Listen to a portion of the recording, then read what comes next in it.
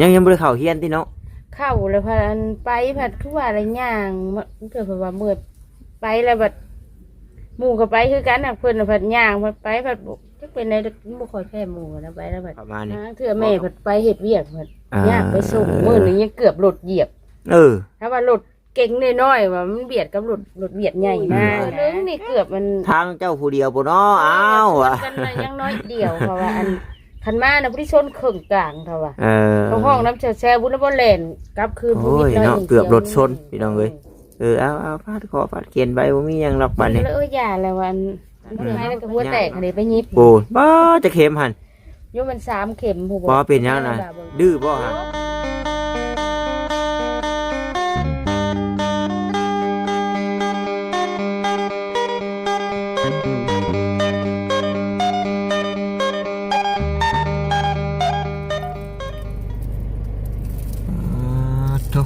พี่น้องบริลงมาทางนี้แต่โดนพี่น้องเลยลงมาวันนี้รถอุ้ยเป็นหมู่บ้านหนึ่งแล้วทางนี้ก็ได้เนาะนี่ก็ส่งหลังคานี่เด้อ1 2 3แล้วนี่4 5เอา6 7 8 9 10 11 12รังถูกมีคนลงคุณดอกคุณใดพี่น้องเลยอย่าลืมนะหมู่บ้านหนึ่งพอดีเจ้าที่ยาแห้งหรือเปล่าเนาะว่าเด้เนาะส่งขาดก็มีสบายดีบ่าวเวียดส่งบ่าวเวียดขาดก้นลงหัวกุดโอ้เนาะปุ๊บมันหลุดแตกปวดเลยหลังนั้นก็กำลังพวมขึ้นโค้งพี่น้องเนาะเพื่อบ่เล่าพ่อเพื่อนบอกอันนี้นะชื่อดินไฮเมน้องปลาบ้านแล้วกันแม่พอช่วงอันแถวนี่เป็นทั้งบ่อลาพ่อเพื่อนแหละว่าแม่กระปอบหมดเราหัวแม่นไปยังบ่แม่นบ่เพราะว่าปีก่อนๆนั้นทางผู้ใหญ่เพิ่นให้บ่ต้าถามตอนนั้นใช่เบิ่งจับเอาก่อนหัวทางนี้หลายเนาะนี่เนาะไปจ้าพี่น้องเอ้ยเดี๋ยวลงไปก่อนบ่มอดรถก็ได้ฮ้อนพี่น้องเอ้ยอุ้ยเห็นตรวจโธ่เลยกระป๋อโธ่เนาะเดี๋ยวสิจับได้ลีนะทางเขาข้างในดีบาทนี่บ่พูดได้ค่ะบ่โอ้ยเนาะบ่ได้มาบ่นี้รถเป็นหมู่บ้านนึงเลยเนาะเอาพี่น้องเลยจังใดกะขอกราบทักทายสบายดีเนาะกับพ่อแม่พี่น้อง FC กันเบิดสู่คนพี่น้องเลยบอกว่าอยู่ทางฝั่งลาวฝั่งไทยหรือว่าทางต่างประเทศนำเนาะมื้อนี้กะลงมาเพื่อนน้องแต่น้องตุ๊กน้องติ๊กแล้วก็มาแวะหาน้องหน้าเพิ่นก่อนเพราะ FC มิ่นมาหลายอยู่พี่น้องเอ้ยดอกแค่พอดี1เนาะมาเจาะมาเขือแล้วก่อนว่ะได้อยู่ยืนเท่ากันสิบ่ยืนห้องเท่ากันสิละคือตู้บักแปดนี่เชื่อมูทูดรถโค้งๆที่แล้วท่านโอ้เพิ่นทางข้างในแล้วพี่น้องเนาะบ่โอ้มีแต่ระเบิดป่าว่านติน้องป่าว่านห่างระเบิด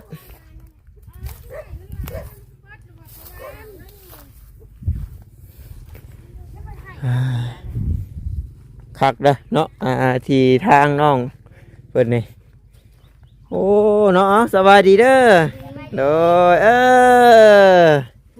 ใช่แล้วพ่อไปใช่แล้วไปอันใส่ปุ๋ยอันนี้กะเบิกอันนี้หากินเพิ่นอันนี้ได้อยู่บ่เพิ่นไปกันได้อยู่ไปแอวบ่ไปเฮ็ดอะไรพวกเอาห้ำไปใส่นี่หน้าเป็กพี่น้องเนาะบ้านบ่ได้อันนี้ไว้นี่แหละแต่คือสิมานนี่ดอกเบิ่งอันปลายลูกดอกเพิ่นนี่ทั้งนี้หนูพุกหนูใหญ่ได้นี่เนาะใหญ่ได้ท้องเปิดใหญ่โธ่อยู่ใส่ก็ได้มันห่มโอ้ลืมสังเกตพี่น้องเลยต่อเฮือนครัวแล้วบัดนี้ครัวกับจักรสีจังมั่งจากตัวนั้นมากจากกระต๊อบแล้วมาต่อใช่นี่เนาะคือเบิ่งพอมาหาหน่อไม้พ่อโมโธ่แกงแล้วบ่เฮ้ยใช่โอ้พ่อชื่อเป็ดให้นี่ อันนี้ได้ชื่อเองว้ายชื่อเองต้มเองได้ฉัน ใหญ่ไว้เนาะเป็ดเนาะจูนโจนเดียวโอ้คักเลย น้ำท่วมทุกปีแล้ว อย่าน้ำท่วมน้ำเคยท่วมใช่ปะ แล้วก็มันแสงเปียกอันนี้ อายุน้องนาเพิ่นเก่งอยู่เฮ็ดเองเป็นเบิดจังกะโอ้บันมักม่วงนี่บ่จับมักม่วงเนาะ มะม่วงแล้วดอกแล้วก็เห็นเพิ่นปิดแล้วเพิ่นปิดดอกมะม่วงแล้วมันรับใหญ่ช่วงใช้สิตาย เป็นอะไร มันบ่คุ้นกกลำไยที่ง่ายมาหั่นนะ โอ้เนี่ยไปง่ายมันเนาะยันมัน แม่แหละถ้ามะม่วงเพิ่นงาม งามเดียวยุ่งม่วง บ่คงเลือกกกเดียวนะ จักว่าซุมเจ้าลืมมันว่าแก้อันว่าเสือกพางเพิ่นจะ จักว่า ซัมโบแก้เสือกพางหรือว่าซัมโบแก้อันว่าลวดอยู่น้ำเงาวันนี้ตายได้บ่เลย บ่นะตะกี้ก็งามอยู่นะ พวกลำไยอันใด แม่ โอ้ยันเป็ดน้ำไยยัน เล่นถึกดินโทน หรือว่าซับหากซับหยังเพิ่นเนาะ นั่นแม่เลยตอนนั้น เออ มะม่วงเพิ่นงามใส่อู้ขึ้นดอกหักอันปิดทิ่ม แม่นอันคือต้นยังน้อยที่นั่นเฮาเอางามันก่อนเอาทอนเป็นดอกปุ๊บนี่เพิ่นสิบ่แตกกิ่งแล้วบัดนี้ เฮาได้เฮาปีเดียวเนาะ อือ เบิ่งดู อ๋อน่ะบัดปีหน้านี่ ง่ายกว่านี้ คะแนนบัดนี้คือรถอันดอกเพิ่นน่ะเพราะว่ายามผลนี่มันก็ถอดออกอีกนี่ อันนี้เธอก้นมาแต่พุ่นน่ะมันจะเป็นอะไรหักดีคืน เนาะนี่ สองกก นี่ มาแต่ลุ่ม สังเกตรถจำพวกกันถอดใหม่นี่พี่น้องเนาะ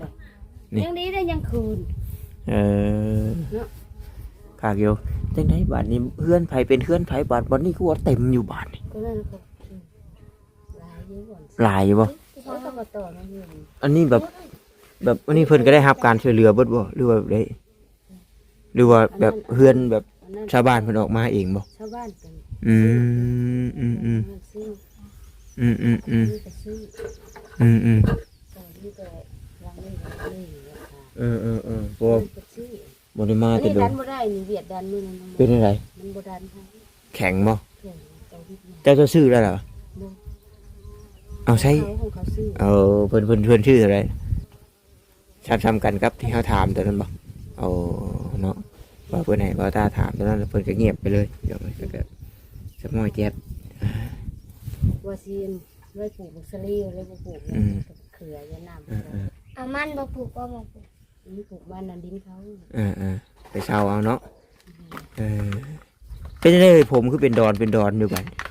ตั ฮะ ดเองไม่ใช่ ตัดเองโอ้โถพอตัดบ่เป็นบ่ ได้ตัดแล้วก็เอง ตัดเองบ่โอ้ย พ่อจะตัดเนี่ย เนาะ เอามาเหยียดมาใส่แล้ว อยู่ในรถนั่นแหละแล้วมันฮอดอยู่ดังเลย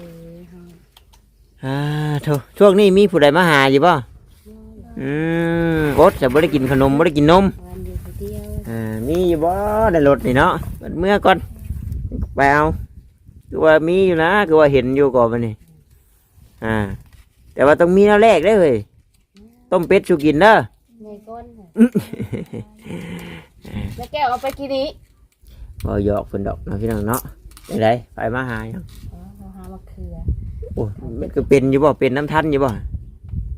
กะนี่เขามาซื้อเขาได้ซื้อขนมประวาน ประวานเก็บขาย ใช้ไปเบิ่งก่อนนะเนาะงามอยู่บ่โอ้ยเนาะ ใหญ่ไม่ทันจำ หาโลเก็บไข่ชื่อขนมแล้วเว้ยใครอยู่ชุมเจ้าจังว่าปลูกนั่นปลูกนี่พอได้พอได้แก้ไขอยู่ได้นี่เถื่อเถื่อชิปก็ได้ดีกว่าบ่มีจักดีเลยฮะ บอกว่าบอกเลย พ่ออยู่บ่เฮ้ยเนาะไงปีกายนี่ลายเนาะปีกายนี่ลายลิปีกายนี่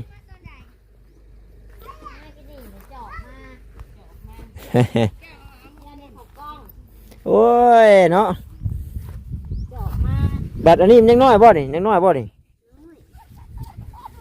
บ่ปีกายนี่ลายลิปีกายนี่อ่างเด้อ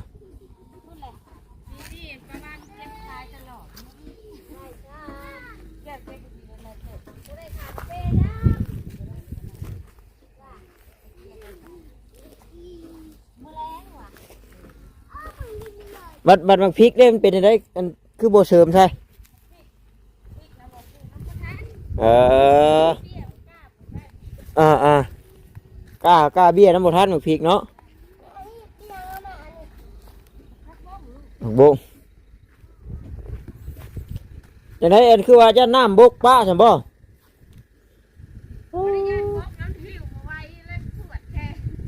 ยอมใจน้องหน้าเพิ่นพี่น้องตรงนี้เนาะตอนนั้นกำลังความหักกำลังมาแห้งเมียสั่งอย่างเดียวเราก็ได้แต่ว่ายอมหับว่าดุแล้วก็โอ้ร้อยลิ้นน้องนานี่เมียว่าบ่มีน้ำสร้างแล้วก็ใส่เองเลยเด้บักพริกกันพอได้เก็บกินเองอยู่นี่เต็มต้นดูพี่น้องเนาะโอ้ยใช้สากกหมากลำไยจะว่าจ้ามันสรุปโอ้ยเป็นน้ำย่ายมันนั่นแล้วนี่เพราะว่าตะกี้โกกบักใหญ่บักงามนึงอันนี้มันยังกี่ถอดยอดอยู่นี่บ่เป็นหยังนี่โอ้ไปเผาพันมันแท้นี่มาขูดเบิ่งแล้วนี่บ่นี่เจ้ามาเบิ่งรถนี่คะแนงมันกำลังแตกนี่โอ้ยยันแมงขนุนกินมันตะกี้นั่นเพราะใบมันล้นชื่อนี่เที่ยวโคตรรถนี่ง่ายมาได้จากมือแหละเอาก็ง่ายแต่ข้าวว่าสิขาดโอ้ยนี่เห็นบ่นี่มันกำลังแตกนี่เห็นบ่นี่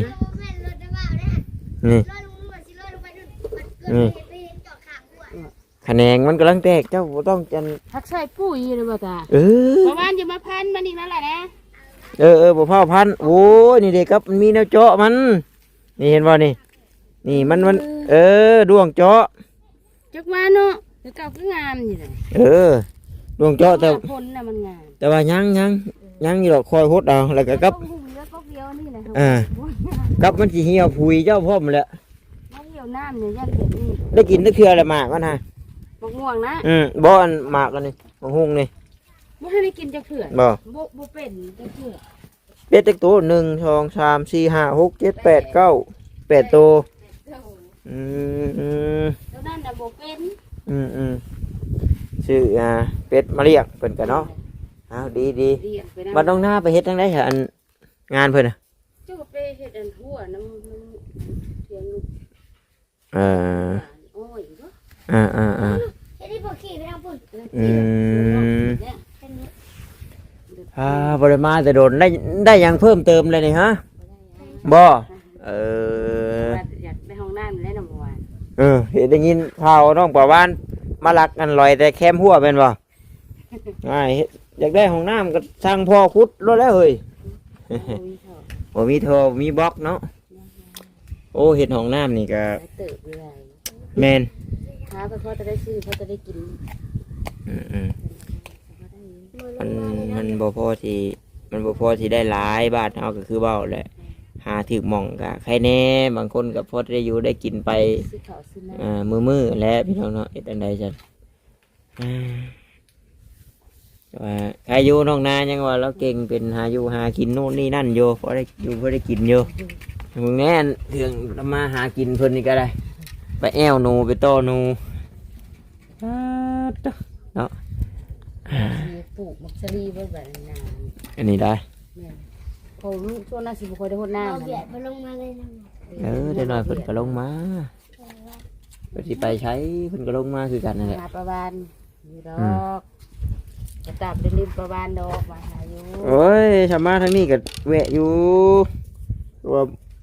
มีธุระป้าปังก็แวะคือเก่าแหละเว้ยกลับมาถามน้องแต่เนาะพอดีว่าทางอาญาเราโทรมาหามือนั่นมือเงินไปหับเงินบ่าวจิตมื้อนั่นแหละมือไปหับเงินเพิ่นเสียค่ารถค่าหยังให้แล้วว่าน้องแต่อยากได้ไฟโซล่าว่าซั่นน่ะให้เจ้าถามเบิ่งน้องเพิ่นแน่เพราะว่าน้องเพิ่นมีบนซื้อแล้วว่าซั่นจะมีโอกาสเข้าไปทางนั้นถามได้เด้อแม่นวันนี้ใช้ทำสร้างก็พอดีว่าเขามาถามก็พอดี ได้ยินน้องแต่ว่าเพิ่นติดต่อทางไอเตียงแล้วก็บ่เป็นหยังดอกว่านะแต่ว่าทางเจ้านี่ดึงเอาอย่างเดียวเจ้าเนาะ นี่เดียวอดเอาไว้ก็ ต้อง เดี๋ยวไว้นำ คงให้อันน้องหน้าเฮ็ดแนวอิ่วอะนะอันแบบใส่ลักข้างนั้นข้างนี้แล้วก็ใส่ตีนลูกทีบนะเจะเคยเห็นบ่ฮะ ให้เฮ็ดแล้วว่าเฮ็ดบ่เป็น ป้าน้องหน้าได้ เพราะเฮ็ดบ่เป็นน่ะ ชงเฮ็ดเป็นแท้เอ้ย บ่เป็นเพิ่นว่า น่ะคือเว้าเลย หิวร เนาะ ถหิวรถหิว น่ะคือเว้าเลยแนวเฮ็ดเป็นก็จังเฮ็ดเป็นเนาะ มื้อนั้นปัดบ่เอาไป แนวอิ่วเคย ล่อตีนลูกทีบนั่น ทางบ้านได้เฮาน่ะเคยเห็น ดึงมันสิง่ายเด้ ง่ายๆเฮาดึงซื่อๆขึ้นมา อันนี้เจ็บมือบ่ได้เนาะ ดึงกระขุดน้อยๆนั่น ลูกตู้ตาดขึ้นแล้วหั่น ฮดอยู่หักเหี่ยวอยู่ โอ้ยนักน้อยนี่เดือน4เดือน5นี่แรงกว่ามันลมมันแห้งแดดแห้งนี่ป๊าดจัง ยังสิเหี่ยว ลมที่ก็บ่ได้เย็นนะฮ้อนแหมไปเฟี้ยเขาเลย ปลาว่านนี่ประคองกระเป๋า ได้อยู่บ่เฮ้ย ว่านในซอกซุ่มโต บ่นี่คือนี่ตัวนึงแลนหัวนี่ คล้องเป็นเอ็มเป็นอันนี้ก็ได้ โอ้เก่งเลยจักปีแล้วบัดนี้ มันเก้าแล้วบ่ เก่าบ่ น่าสิเก้าแล้ว นักน้อยก็เป็นบ้าวแล้ว มือหาอ้าย2เทื่อแล้วเด้ เปลี่ยนจังไดล่ะ ก็คือฮอดกันอยู่เพิ่นหาบ่อยมาป้าก็เลี้ยง อืม ก็คือฮอดกันอยู่หักคือว่าแล้วมาก็ย่านมันนั่นแหน่ ยากบ่ หลายคนเลย ผู้เดียวนี่ก็ยังยากแล้ว สรุปแล้วเจ้ามีลูก2คนไหนเนาะหรือว่า4บ่ เขาอยู่ในพ่อเขา โอ้ไม่ห่างลูก4พี่น้อง จี เจอน้องนา จี มัดหัวใจไว้พี่น้องเอ้ย อันนี้ เรียบร้อย แพทย์น้อย โอ้ผู้ที่ว่าแพทย์นั้นแยกกันอยู่ แยกกันอยู่ โอ้ถ้ามาอยู่ร่วมกันนี่แห้งคักแล้วเนาะ มือหากันอยู่เพิ่นก็ อยู่ร่วมกันได้นี่แห้งคักแล้วแหละนี่อยากให้มาอยู่บ่ คือฮอดแล้วว่าได้ให้ให้มื้อส่งเขา เพิ่นอยู่ใส่ไก่บ่ บ่ไกลเลยทางแบ่งบ้านมะนาวอยู่บ้านมะนาว เพิ่นชื่อจังไดพุ่นน่ะ มันทันว่า ท่านว่าแล้วก็ป่าวาน มีปลาวาน ว่าท่านว่าแล้วก็คือบ่ใช่ตัวตอกแล้วเป็นหยัง ท่านว่าพุทธภามีสามีนาก็ว่าไปแล้วตัวตอกันลามไปแล้วแหละเขาปลูกมันแล้วก็ได้ปลูกนกข้าวเจ้าอะไรนี่ ยังบ่ได้เข้าเฮียนติเนาะ เข้าเลยพันไปผัดคือว่าอะไรย่างมันเกิดเพราะว่าเมื่อไปแล้วบัดหมู่ก็ไปคือกันน่ะเพิ่นน่ะผัดย่างผัดไปผัดจักเป็นในบ่ค่อยแพ้หมู่นะไปแล้วบัด บ่กับไก่อยู่ผู้บ้านนั้น ไกลไปนี่ นั่น บัด ผู้ ไปหับไปนั่นแหละยากไปเลย บ่แม่นออกนับแต่นี่ไปออกไปหาทางถนนบ่แม่น2กิโล3กิโลพุ่นบ่ มัน ไกลเติบใดพี่น้องเนาะเข้ามานี่ เทื่อแม่ผัดไปเฮ็ดเวียกผัดยากไปส่งมื้อนึงยังเกือบรถเหยียบ ถ้าว่ารถเก่งน้อยๆว่ามันเบียดกับรถเบียดใหญ่มากนะ คือนี่ก็เกือบตกคลองกับบ่เวียดนะรถแกแกะ เขาว่าคาเมนมานะผู้ที่ชนผู้ดีเขาอ่ะ อ่า ขวมทางขวมยาก บ่ตาตีไฟสูงแป๊บให้อันเข้าทางบ่ได้มีอันผู้ใดนะขี่กลางทางเขานึงรถแกขี้แกบนั่นก็ได้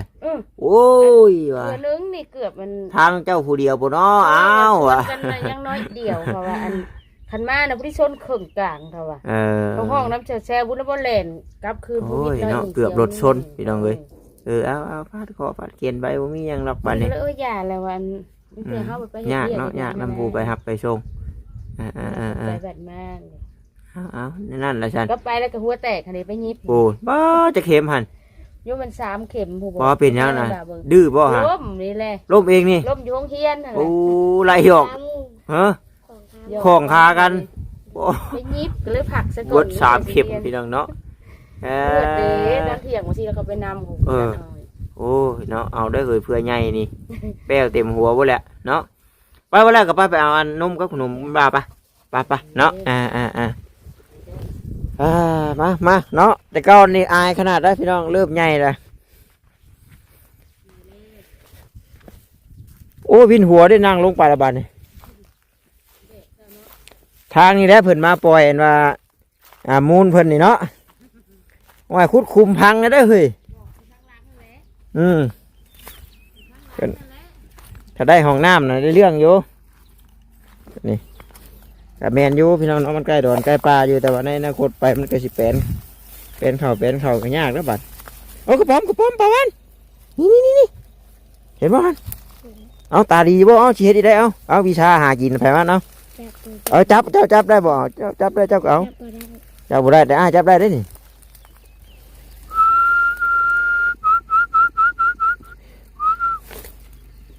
เฮ้ยบ่าวนี่เอาจับว้า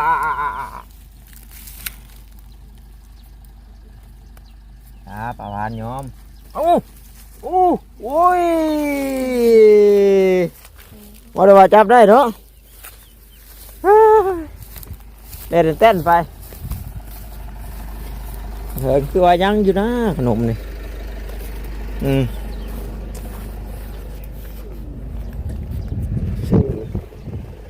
ี่อยู่บ่นี่ให้อยู่บ่นี่น้องคนต่อขนมซุปหนึ่งนุ่มแพ็คหนึ่งเฮ็ดว่าจังใดก็ ขอบใจ ขอบใจเอาใหญ่ไว้เด้อเอาสบายดีก่อน สบายดี โดย เนาะฮอดพี่น้องเลยเนาะเอาจังใดกะขอบมุกขอบใจละลายเนาะพี่น้องเนาะที่เขามาเบิ่งมาชมแล้วก็บกดข้ามโฆษณาพี่น้องเลยที่ว่าทางน้องนาเพิ่นจะไปเฮ็ดเวียกเฮ็ดงานเพิ่นคือเก่า บริยูบ่ แม่นอยู่แต่เก่าแล้วบ่ค่อยอยู่ดอกน้องนาน้องไล่พี่น้องเลย คุณลุกเนาะ ที่ว่าบอกล้าบอต้ากล้าย่องแล้วว่าดุเนาะเพอมาเท่าไหร่บ่ค่อยเห็นว่าน อนอยู่ แม่น นอกจากว่าเป็นหันเป็นนี่ หรือว่าเบิดผู้จ้างพี่น้องเนาะที่ได้ FC เพิ่นก็ว่าอยู่มาเท่าไหร่บ่ค่อยเห็นน้องไล่เขาคลิปว่าซั่นนะแต่ว่าเราอยู่แล้วกับก็ไล่ก็นอนพักผ่อนนู่นนี่นั่นก็เป็นธรรมดาเลยพี่น้องเมื่อย เอาเมื่อยเด้ บ่มีเวียกหยังก็นอนโคลคือเลยอยู่แล้วโอ้ยอม เอาไว้